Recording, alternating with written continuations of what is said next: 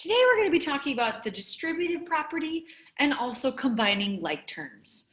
So before we get going, if you would like to, I'm going to skip for just a moment the first ignite. We're going to go over that one together in just a moment. But I would love it if you, again, would pause your video, and I want you to try ignite number 2 and ignite number 3 on your own. Good luck, pause the video, and we will check back in just a moment. Answers to number 2 and number 3 are now on the screen. If you do have any questions, obviously come talk to Miss Hardy. But first and foremost, we're going to actually talk about our first rounding lesson. And whenever we talk about rounding, we usually just mean cutting off a certain number of decimal places. So in case we ever ask about rounding, and usually this applies more to word type problems, just because if we're not keeping it as an exact fraction, like we did for like number 2 and like we did for number 3, if we are going to continue rounding, we have to really pay attention to what the directions are asking you to round to. Hundredths means 2 decimal places.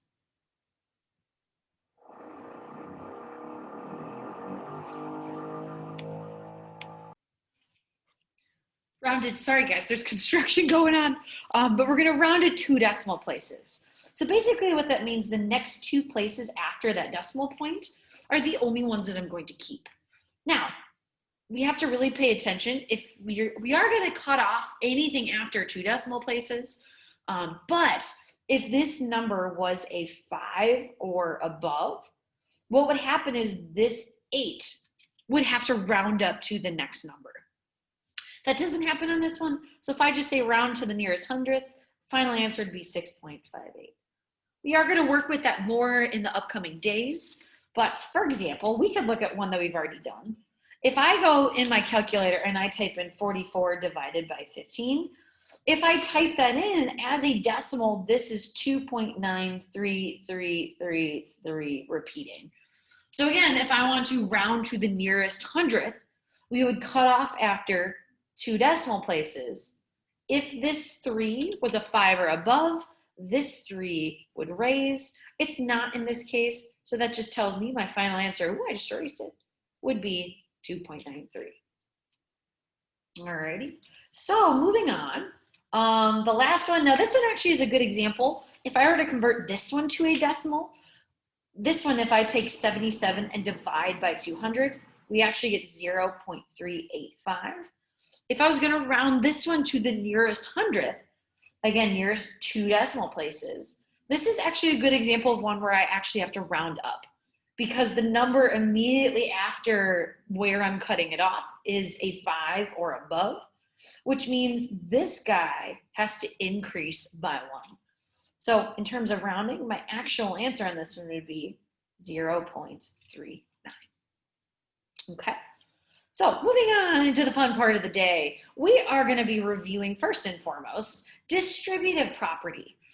Now, distributive property is a fancy way of basically saying we're going to take, if there's a number being multiplied by a set of parentheses, then what happens is each piece on the inside has to be multiplied by that number. If there's only one number on the inside, it is distributive property, but I only have to do one multiplication piece. But here, whenever we have addition or subtraction signs, it basically separates things so that they're not technically combined. So this one, if I have x plus 5, the x and the 5 are separate. Those are what we actually call terms. So terms are always separated by addition and subtraction. So when we use distributive property, I am still multiplying. I'm still going to multiply that 3, but I have to multiply it to each piece that's inside. So I'm going to take the 3, I'm going to multiply it by and now since 3 is a number, we are only going to multiply numbers by the numbers. So I'm going to take 3 times 1, and the x is just going to stay with it. And then I'm going to move on. So x is not the only part on the inside of those parentheses. I'm also going to take 3 times 5. And then that's going to be equal to a positive 15. So final answer, now we can't combine those, and we're going to talk about why in the next part of this. But for right now, 3x plus 15 is going to be my final answer. Now, number two, it looks like there's no number on the outside, but there is a negative. And if there is no number written, it's implied that there is a 1. Ooh, that was really messy. I'll zoom in a little bit. There is a 1 on the outside of those parentheses. So in terms of terms, on the inside, I have a 9y and I have a 27. And since -1 is being multiplied to that set of parentheses, we're going to take -1, we're going to multiply it to each piece on the inside. So I'm going to take -1 times 9y, and we're going to get -9y. And then I'm going to take -1 times 27, and I'm going to get -27. Okay, and that means we are done. So what I want you to do, I want you to pause your video, and I want you to try example 3 and 4 on your own right now. Okay, final answers are on your screen right now. In number 3, you should have taken that -10 and multiplied it by both 3 and -2. Just be careful with signs. -10 times a +3 ends up being -30, and a -10 times a -2x becomes a +20. Now, typically, especially in algebra, and really most of the math classes that you deal with, you can write this really one of two ways. The first is just as is. So if you had that, that is fabulous. But a lot of times in algebra, we will rewrite it in what we call descending order. And it's usually considered more simplified. But it just means that we write the term that has the variable with it first, and then any terms without a variable would come second. So the same thing actually happens in number 4. Now, with number 4, this one looked odd because whatever was outside of the parentheses was actually on the back end of that parenthesis. So if you are a fan, you are allowed to move that to the front. But what's nice is you still simplify and distribute the same way.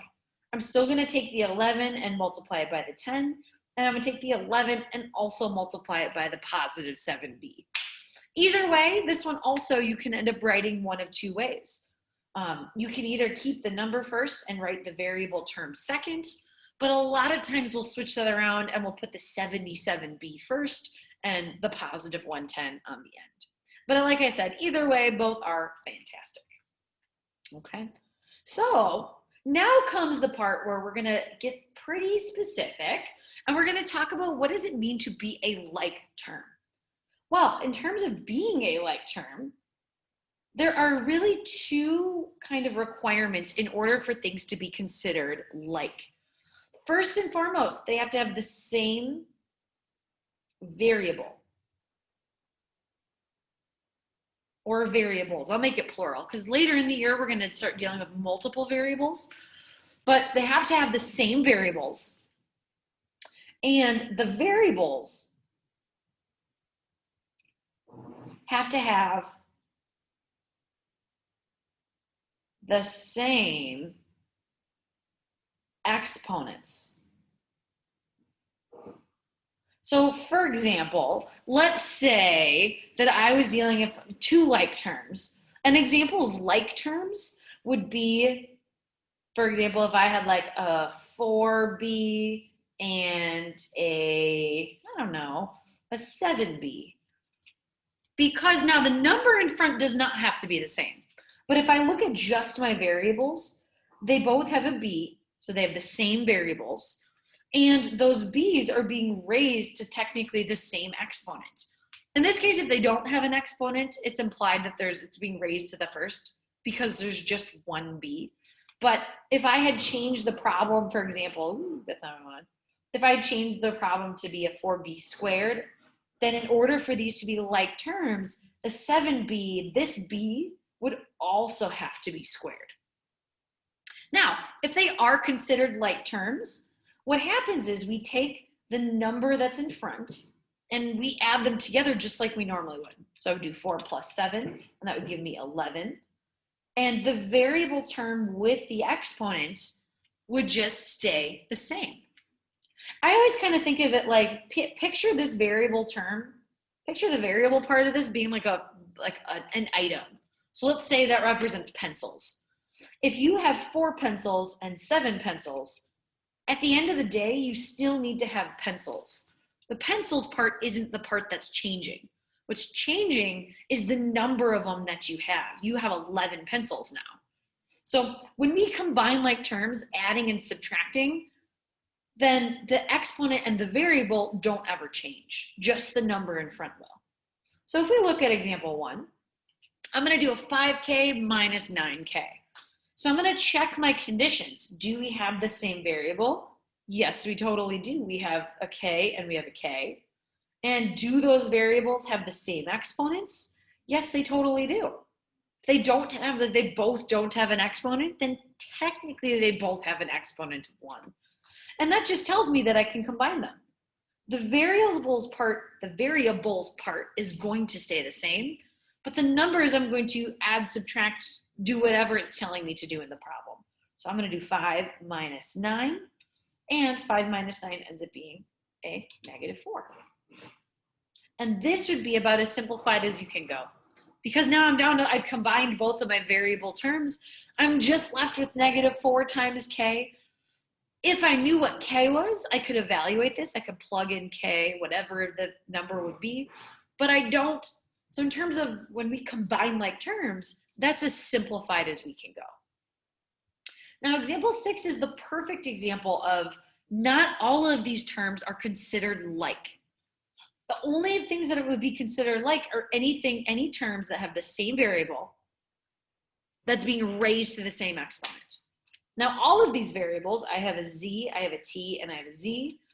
All of those are being raised to the same exponents. So in terms of step 2, this is already kind of taken care of for us.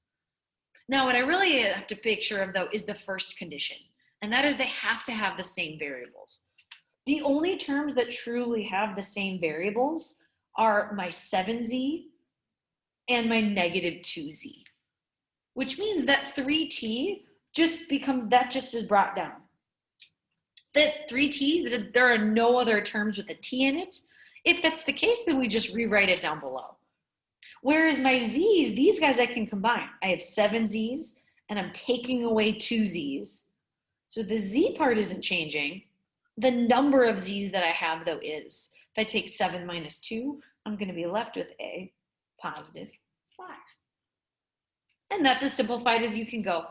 Now, if you were thinking of writing this the other way, you could have also written it as 5z plus 3t.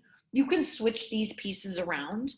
Usually, and just like when we talk about like the variable term comes first and any plain numbers would go on the end, normally that would be the case. If everything has a variable, a lot of times we'll just go in alphabetical order. So I guess technically this is probably what you would see more often because T comes before Z in the alphabet, but I will accept either one. Just keep in mind that when you check your answers, I might not always write it both ways, so you might have to check that out on your own. Okay, so what I want you to do is example 7. I want you to pause the video right now, and I want you to try example 7 on your own. Example 7, you should have got 25x minus 31 as your final answer.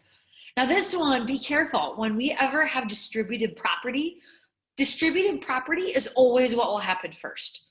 If eventually I'm looking at this and I knew that I have an x term and an x term, I have a lot of numbers in there.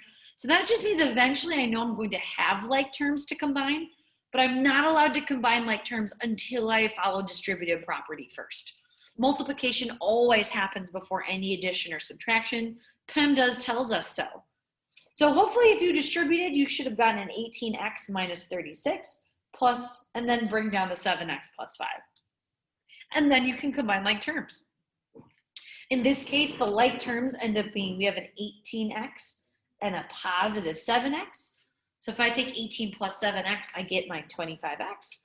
And then like terms are still numbers, right? They have the same variable, AKA no variables. And those variables would technically are being raised to the same exponent because they don't exist. So I have a negative 36, and I'm going to add 5 to that, which gives me my negative 31. Okay? So as always, I want you to pause your video right now. I'm going to have you try examples 1 and 2, and then enter your answers on the screen. Okay, answers to those you try nows are now at the bottom of the page. If you did not get either of these two answers, maybe try and check to see if you can figure out where you went wrong. If you can't, though, obviously now's a great time to email Miss Hardy and be like, help, Miss Hardy, I don't know what I did wrong. Okay, but that's it for today. As always, again, you can email me if you have any questions. Good luck. Have fun.